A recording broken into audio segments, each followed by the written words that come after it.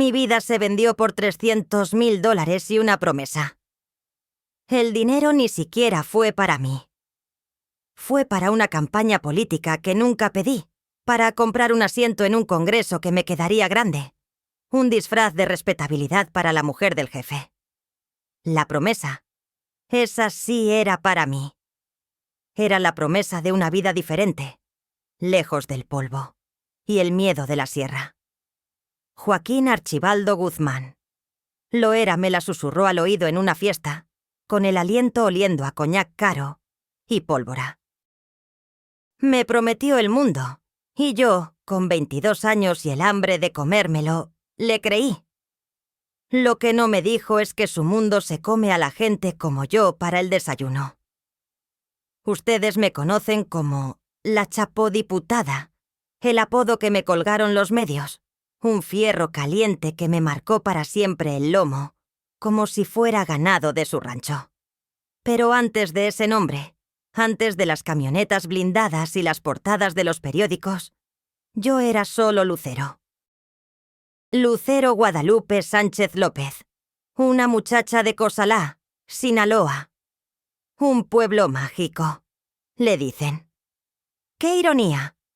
Mágico sí, por la forma en que la gente desaparece sin dejar rastro, por cómo el dinero brota de la tierra sin que nadie siembre nada, por cómo el miedo se te mete en los huesos y te enseña a vivir con él, como si fuera un familiar incómodo que duerme en tu misma casa. Mi infancia no fue pobre, no como se imaginan. No pasamos hambre. Pero crecí en una pobreza distinta, una pobreza de opciones. En la sierra de Sinaloa solo hay 2 caminos. O te dedicas a lo que se dedican todos, o te vas. Y para irte necesitas dinero. El mismo dinero que sale de ese negocio al que no te quieres dedicar. Es una trampa perfecta. Mi papá no era de la maña, que quede claro. Él era un hombre de trabajo, pero vivía de ella, como todos. Tenía una pequeña flotilla de camiones de carga y a veces, los señores le pedían un favor. Mover algo de un punto a otro. Nada de preguntas. Paga por adelantado y en efectivo. Yo crecí viendo esos fajos de billetes en la mesa de la cocina. Aprendí a no preguntar de dónde venían. Aprendí la primera regla de la sierra. Ver, oír y callar. Aprendí a distinguir el sonido del motor de una Lobo del de una Cherokee. Aprendí que cuando las camionetas sin placas subían por el camino de terracería en la noche, era mejor apagar las luces y meterse adentro. Aprendí que había nombres que no se podían pronunciar en voz alta, solo en susurros. El del señor, el del viejo, el del tío. Eran códigos, claves para sobrevivir. Mi mamá me enseñó a rezar. Mi papá me enseñó a no ser soplona. En Cosalá, esas 2 lecciones valían lo mismo. Yo quería más. Odiaba ese silencio cómplice, esa normalidad enferma. Estudié Derecho. Quería ser abogada, defender a la gente. Creía en la justicia de los libros. Qué ingenua. La única ley que importaba en Sinaloa era la del que tenía el cuerno de chivo más grande. Aún así, me esforcé. Me gradué con buenas notas, pero volví a mi pueblo con un título que no servía para nada. ¿Litigar en Cosalá? ¿Contra quién? ¿Contra el compadre del jefe de la plaza? Era un chiste. Terminé trabajando en bienes raíces, vendiendo terrenos a gente que sabía perfectamente que lavaba dinero. Yo lo sabía. Ellos lo sabían. Era el mismo juego de siempre, pero con corbata y un maletín. Seguía siendo parte del engranaje, una pieza pequeña y cobarde. Y entonces llegó la fiesta. No era una fiesta cualquiera. Era el cumpleaños de un ganadero poderoso, uno de esos que tienen más hectáreas que problemas. Todo el que era alguien en la sierra estaba ahí. Políticos locales, militares de alto rango con la camisa desfajada y la mirada turbia por el alcohol. Y, por supuesto, ellos. Los dueños del circo. Yo fui porque el ganadero era cliente mío. Fui a hacer relaciones públicas, a ver si vendía otro terrenito. Llevaba mi mejor vestido, uno que había comprado a crédito, sintiéndome importante. Una abogada, una empresaria. Y en medio de la música de banda a todo volumen y el olor a carne asada, lo vi. No era el más alto, ni el más guapo, ni el más joven. Pero no necesitaba serlo. Cuando él entraba a un lugar, el aire cambiaba. Las risas se hacían más discretas, las miradas se desviaban al suelo. Era como si el sol hubiera entrado en la habitación. Un sol oscuro, peligroso.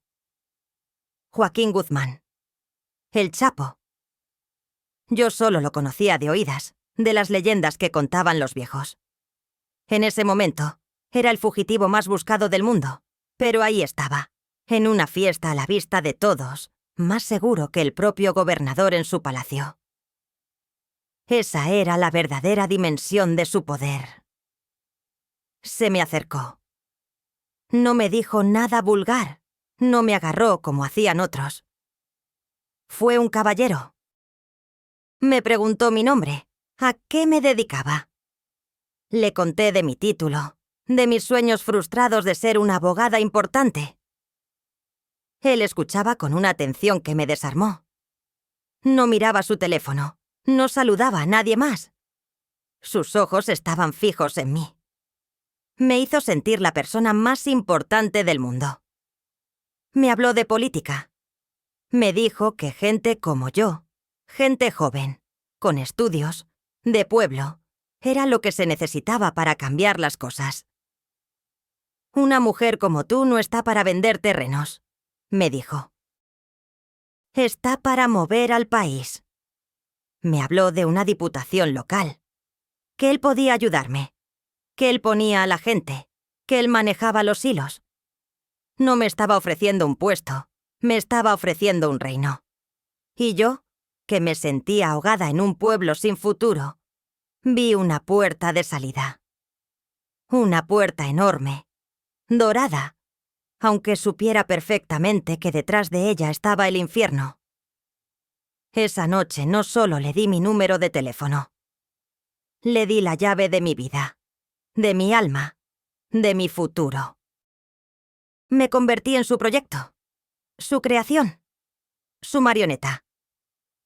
Él no buscaba una amante, buscaba un activo, una cara limpia para un negocio sucio, una diputada en el Congreso que le respondiera al teléfono a él y a nadie más. Y yo acepté. Acepté porque su poder era una droga más adictiva que cualquier porquería que vendieran sus sicarios. Y cuando ese teléfono sonó 3 días después, con un número desconocido y una voz que solo dijo, «Soy yo, Joaquín, ¿estás lista para trabajar?», supe que ya no había vuelta atrás. La muchacha de Cosalá había empezado a morir. En su lugar estaba naciendo la chapodiputada. Dije que sí. ¿Qué más podía decir? Colgué el teléfono y me temblaban las manos, no de miedo, sino de una extraña euforia. Era el salto al vacío que había estado esperando toda mi vida. La primera reunión no fue en una oficina ni en un restaurante. Me citaron en una marisquería de Culiacán.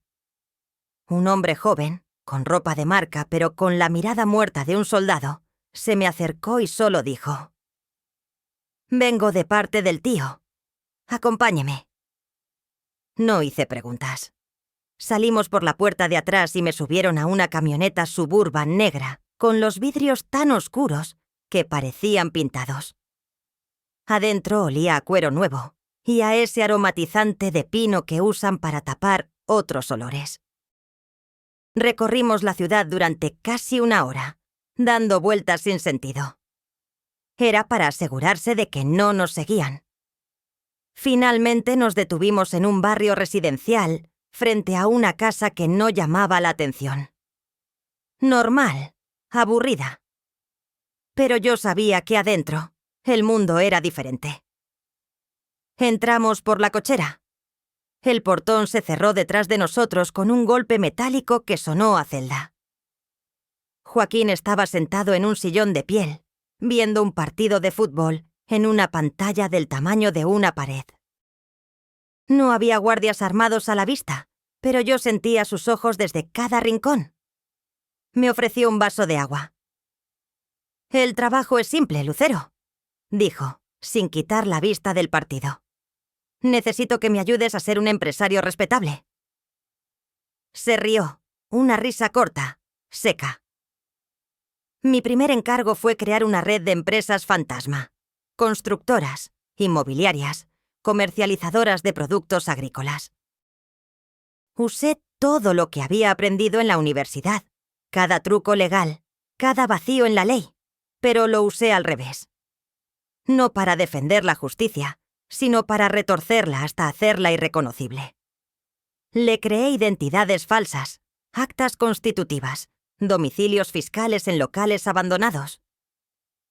Era un castillo de naipes legal, diseñado para lavar cientos de millones de dólares. Me sentía poderosa, inteligente. Por primera vez, mi título de abogada servía para algo grande, aunque fuera algo podrido hasta la médula. Él quedó impresionado. Le gustaba mi eficiencia, mi silencio. No hacía preguntas estúpidas. Solo entregaba resultados. La paga llegó una semana después. Me citaron en el mismo lugar. Esta vez, sobre la mesa de centro, había una maleta deportiva. «Ábrela», me ordenó Joaquín. La abrí. Estaba llena de fajos de billetes de $100, apretados, perfectos. El olor a tinta y a algodón viejo me golpeó la cara. «300.000», dijo. «Tu primer pago». Nunca en mi vida había visto tanto dinero junto. Sentía el corazón martillándome en las sienes. Tomar esa maleta era el último paso. Era aceptar que ya no había ética, solo negocios. La tomé. Pesaba más de lo que imaginaba, no solo por los billetes, sino por el peso de lo que significaba. Esa noche no dormí. Me quedé en mi pequeño apartamento, con la maleta en la cama, sacando los fajos, contándolos una y otra vez, como si no pudiera creerlo. El dinero del diablo. Y quemaba en las manos, pero quemaba bien. El bautizo de sangre vino sin avisar. Estaba en una de esas casas de seguridad, presentándole los avances de una nueva empresa para comprar unos ranchos en Durango. Estábamos Joaquín, dos de sus hombres de confianza, y yo. De repente la puerta se abrió y dos sicarios metieron a un hombre a rastras. Estaba golpeado, sangraba por la nariz y tenía la mirada de un animal atrapado. Era el contador de una de las plazas del sur. Al parecer, había estado rasurando las cuentas. Unos cuantos miles de dólares, una miseria para ellos, pero era la traición lo que no perdonaban. Joaquín ni siquiera levantó la voz. Siguió mirándome a mí, como si el hombre arrodillado fuera un mueble más. «¿Qué hacemos con la gente que nos roba, Lucero?», me preguntó, con una calma que helaba la sangre. Yo no supe qué decir. Me quedé muda. El terror me paralizó. Él sonrió levemente y luego miró al contador. «A la gente que nos roba», dijo, ahora hablándole al hombre. «Se le borra, para que nadie más se equivoque». No hubo un disparo. Fue peor. Los dos sicarios le pusieron una bolsa de plástico en la cabeza y la apretaron con cinta canela alrededor del cuello. Vi al hombre convulsionarse en el suelo, pataleando, ahogándose en silencio. Duró una eternidad. Quizá 2 minutos. Cuando su cuerpo quedó inmóvil, lo envolvieron en una alfombra, lo cargaron y se lo llevaron. Todo en un silencio absoluto y profesional. Yo estaba temblando. Sentía el vómito subiendo por mi garganta. Joaquín se dio cuenta. Se acercó, me puso una mano en el hombro. «Tranquila, licenciada», me dijo. «Esto también es parte del negocio». A veces hay que podar el árbol para que crezca fuerte. Luego, como si nada, volvió a los papeles. Entonces, ¿cómo va el registro de esa constructora? En ese momento comprendí que no había niveles en este juego. O estabas dentro o estabas muerto. Y yo ya estaba dentro hasta el cuello. A partir de ahí, todo se aceleró. Me mudó de mi apartamento a una casa dentro de un fraccionamiento de lujo en Culiacán, con guardias en la entrada y muros altos. Me compró una camioneta del año, una gran Cherokee blindada. «Para que te muevas segura», me dijo. Mi guardarropa se llenó de marcas que antes solo veía en revistas. Viajaba en aviones privados a reuniones en la Ciudad de México o Guadalajara. Los restaurantes más exclusivos cerraban sus puertas para que pudiéramos cenar tranquilos. El dinero dejó de tener sentido. Era solo papel. Lo que me embriagaba era el poder. Ver cómo los políticos, esos mismos que salían en la tele hablando de la ley y el orden, se sentaban con nosotros, agachaban la cabeza y recibían sus sobres con dinero. Ver cómo los comandantes de la policía le daban el parte a él antes que a sus superiores. Yo era la mujer del jefe, su abogada, su cara bonita, y las puertas se abrían a mi paso con una mezcla de miedo y respeto. Empecé a creer que era intocable, que las reglas del mundo normal ya no aplicaban para mí. Él me estaba moldeando, preparándome para el siguiente paso. Una tarde, mientras veíamos las noticias, señaló al gobernador en la pantalla. «Ese pendejo llegó ahí porque yo quise», dijo, «y se irá cuando yo quiera». Luego me miró. «Es hora de que la gente decente tome el poder. Es hora de que tú entres al juego de verdad». Y entonces lo supe. La creación de empresas, el lavado de dinero, todo había sido una prueba. El verdadero trabajo estaba por comenzar. Me iba a convertir en la diputada del cártel de Sinaloa. La campaña política no se hizo con saliva y volantes. Se hizo con dinero y plomo. Joaquín me asignó a su hermano, Aureliano, el Guano, como mi jefe de campaña. Un hombre de pocas palabras y ojos fríos que resolvía los problemas de una sola manera. Los mítines en los pueblos se organizaban de forma curiosa. Una semana antes llegaba gente de La Maña. Repartían despensas, dinero en efectivo, electrodomésticos. No pedían el voto, lo anunciaban. «La licenciada Lucero es la candidata del patrón», decían. Y eso era todo.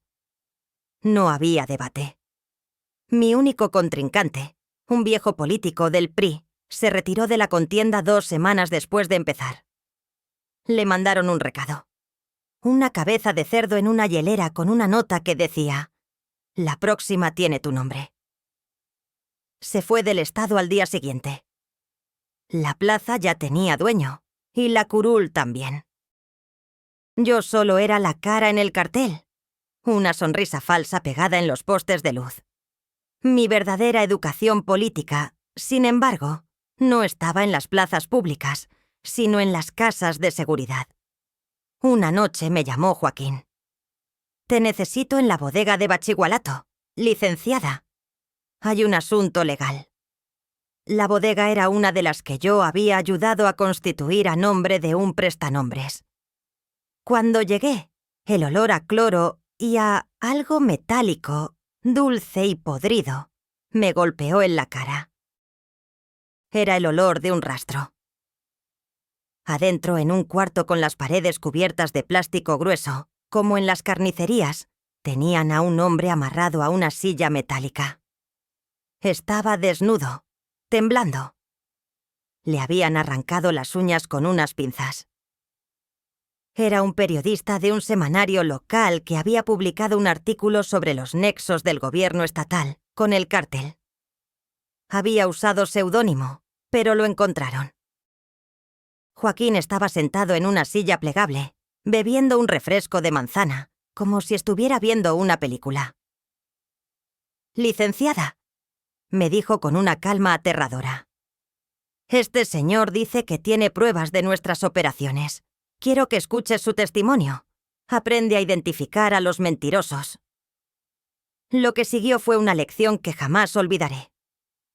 2 de sus hombres, el chino Anthrax y otro sicario al que solo llamaban el 20, empezaron el interrogatorio. No le preguntaban, le decían lo que había hecho.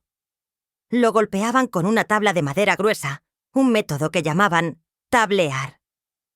Cada golpe sonaba hueco, como pegarle a una res. El hombre gritaba, suplicaba, juraba que no sabía nada, que había inventado todo. Joaquín me miró. «¿Le crees, Lucero?» Yo no podía hablar. Solo negué con la cabeza. «Yo tampoco», dijo, y le hizo una señal al chino. Este sacó un soplete de plomero. No voy a describir lo que le hicieron. Solo diré que el olor a carne quemada se te pega en la ropa, en el pelo, en la memoria. Me obligó a quedarme ahí, a mirar.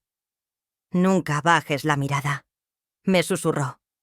«El que baja la mirada, pierde».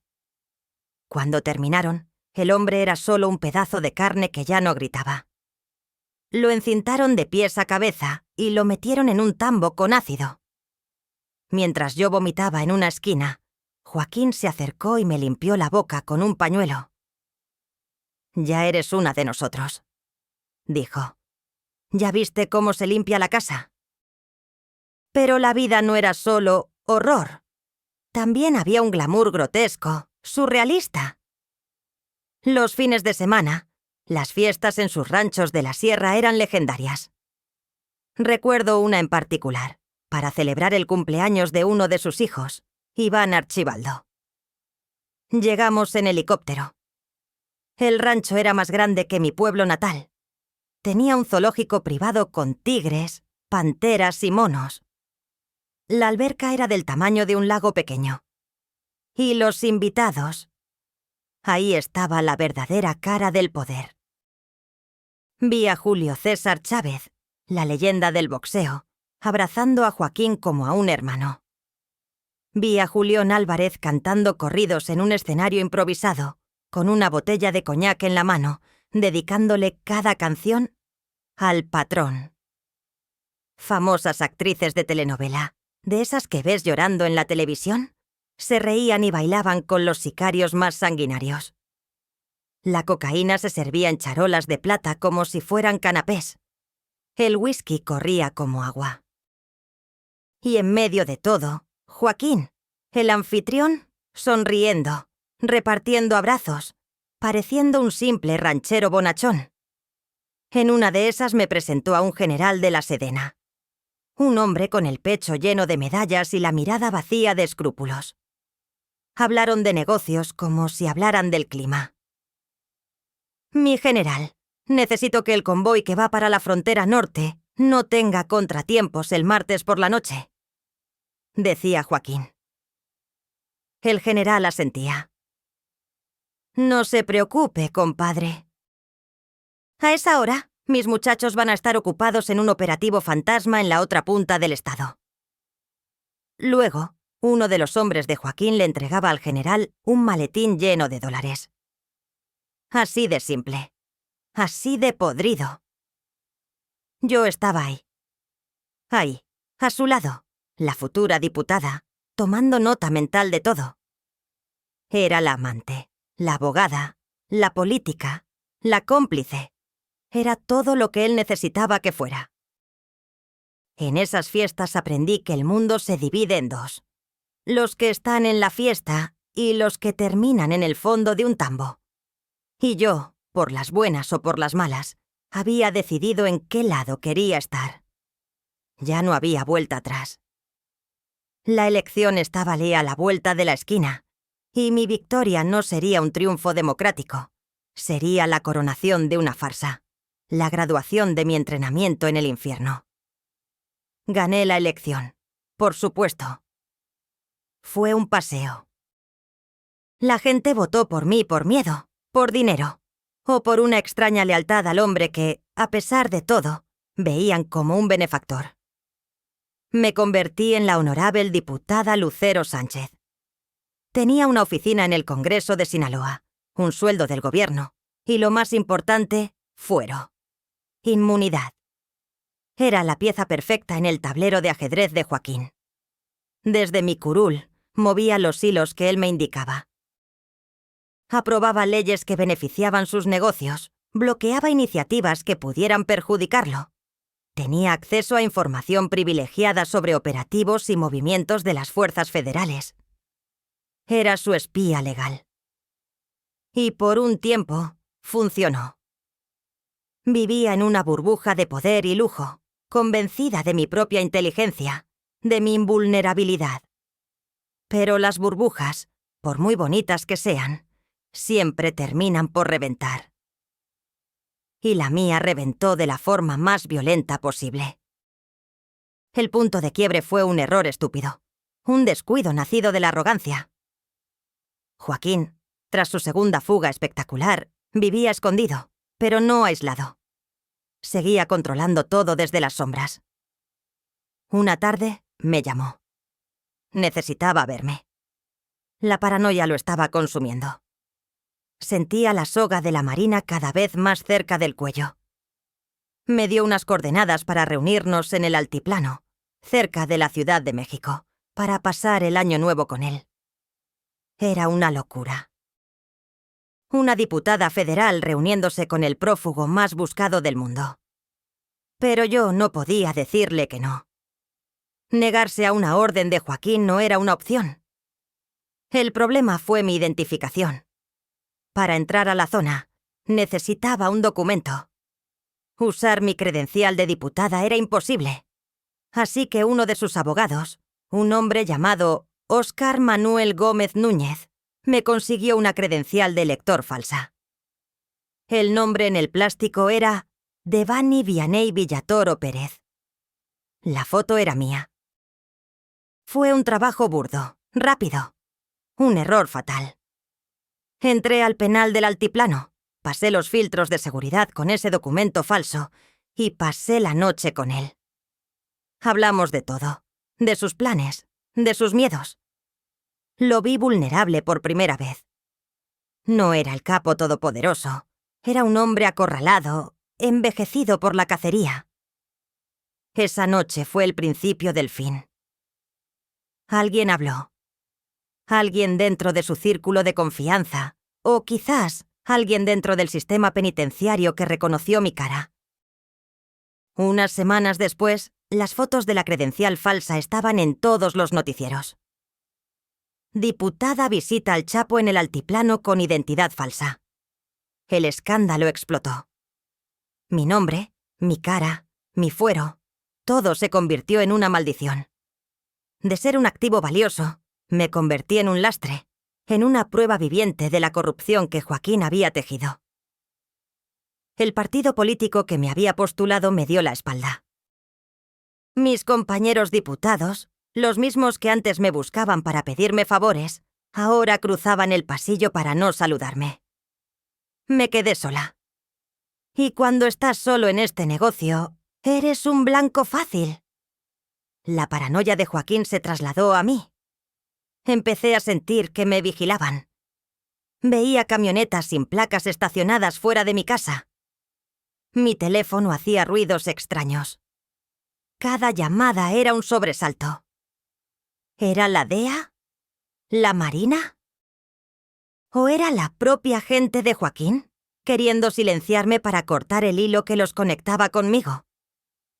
Una noche, estaba cenando con mis hijos. Sonó el teléfono. Era un número desconocido. Contesté. No hubo voz, solo el sonido de un corrido. Uno de esos que hablan de traidores y de cómo terminan sus días. Luego colgaron. Se me heló la sangre. Era un mensaje. Estaba marcada.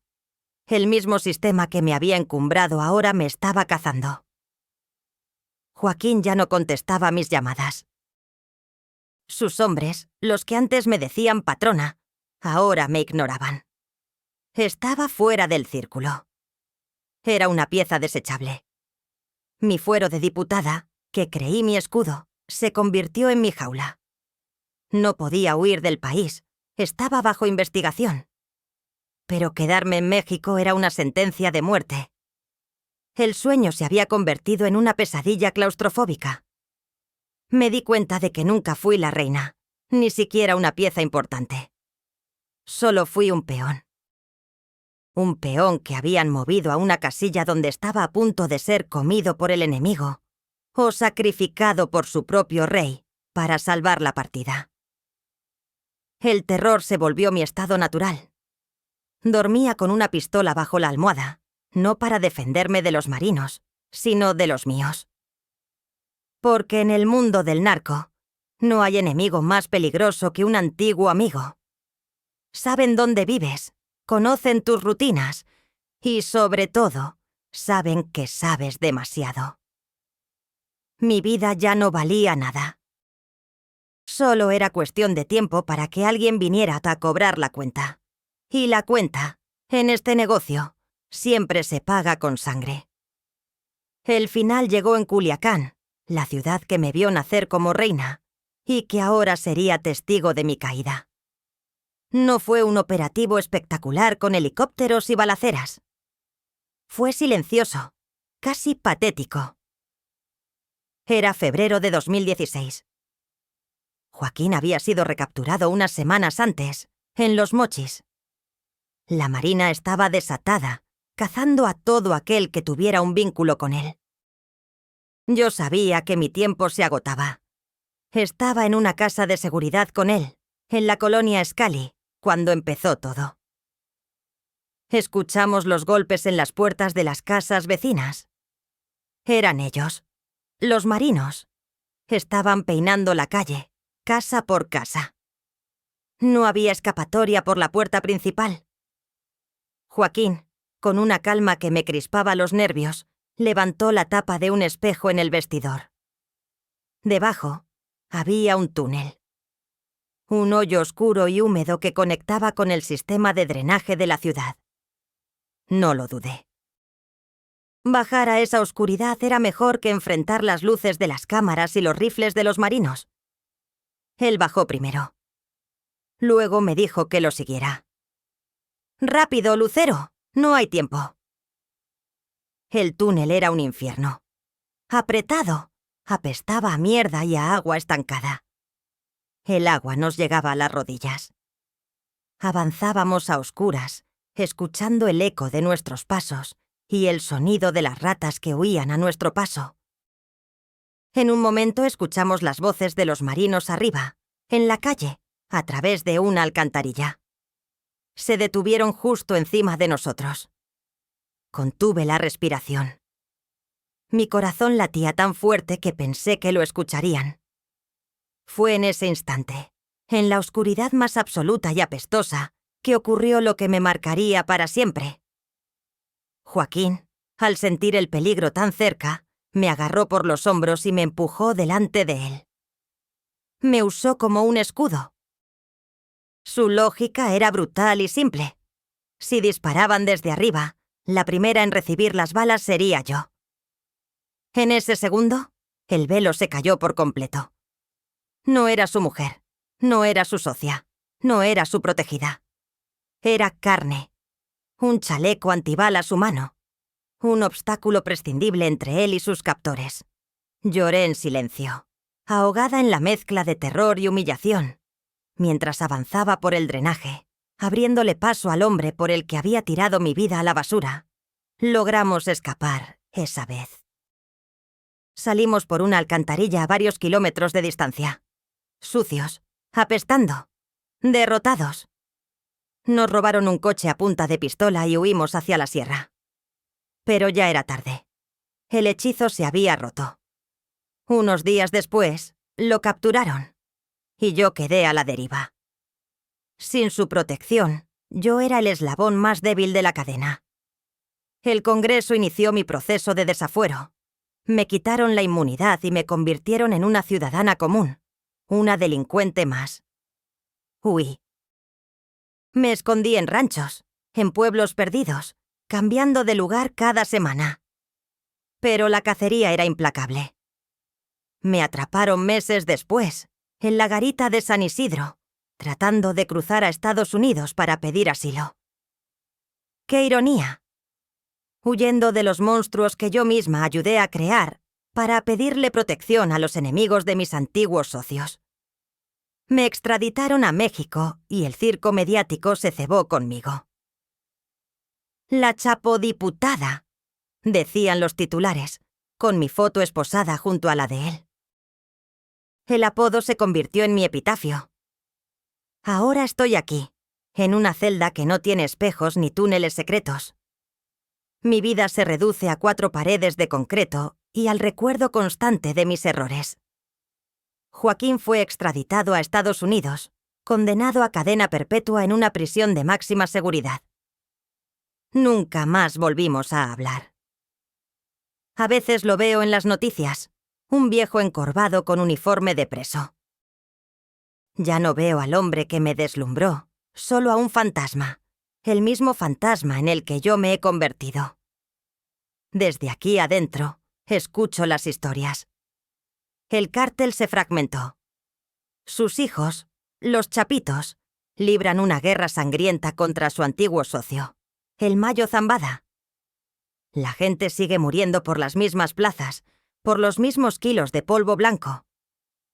Nada cambió. Mi sacrificio, mi vida arruinada, no sirvió para nada. Fui una nota a pie de página en la biografía de un monstruo. ¿Me arrepiento? Esa es la pregunta que todos me hacen. Los psicólogos, los abogados, los periodistas. Arrepentirse es para la gente que tenía opciones. Yo creí que estaba eligiendo una vida mejor, pero solo estaba eligiendo una celda diferente. La celda dorada del lujo y el poder es igual de restrictiva que esta, solo que tiene mejores vistas. ¿Saben qué es lo más cínico de todo? Que si volviera a tener 22 años, en ese pueblo polvoriento, con un título inútil en la mano y la misma hambre de comerme el mundo, y ese hombre se me acercara con la misma promesa, probablemente volvería a decir que sí. Porque el sistema está diseñado para eso. Para que gente como yo no tenga escapatoria. Para que siempre haya alguien dispuesto a vender su alma por un fajo de billetes y la ilusión de poder. Así que cuando vean mi historia en la tele, cuando escuchen mi apodo, no sientan lástima. No me vean como una víctima.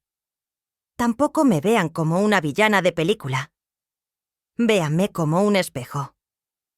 Un reflejo de lo que pasa cuando la ambición se encuentra con la oportunidad en un país donde la ley es solo una sugerencia. Esta no es una confesión para pedir perdón. Es una advertencia. El diablo no siempre viene con cuernos y un tridente. A veces llega con una sonrisa amable, un traje caro y te promete un asiento en el Congreso. Y cuando te das cuenta del engaño, ya estás con él en un túnel apestoso, sirviéndole de escudo humano.